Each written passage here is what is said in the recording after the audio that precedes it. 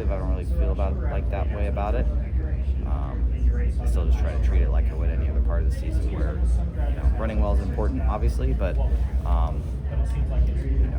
these points that you score these first 3 weeks are very important. They can decide whether you make the playoffs, they can decide whether you win the regular season championship or not. And given how narrow pit road is here, just how important is it in qualifying to qualify well to get a good pit stall selection here? Yeah, I mean, our fate's sealed when we load it up into the hauler. What we're going to run is what we're going to run. Unless there's something that gets thrown away that we're not expecting with the racetrack and the driver actually having to fight handling over the course of their lap. So, yeah, qualifying will be what it'll be. That is an advantage if you have a car that can put up a better lap on the Speedway stack races. You put yourself in a better position for pit road.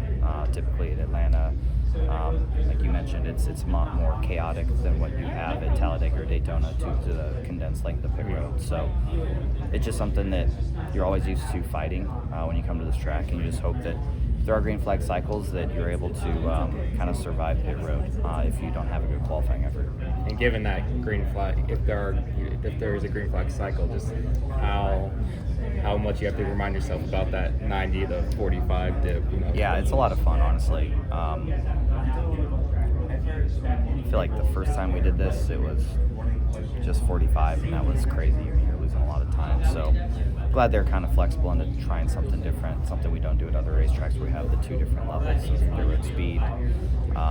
So I really, it's one of the things I always look forward to when I come here. That new challenge that we don't face every single week.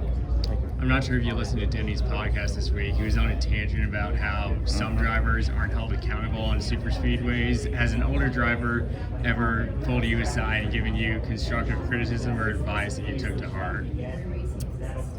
I feel like with the old car, you're able to really help the younger drivers understand what they need to do. Bubba certainly many times, even in just the short time that we've been teammates, when we go to these speedways and we work together, he's always given me feedback. When I've been pushing him, he's got a really good feel for that, and that's something in this next gen car I didn't have a lot of experience with.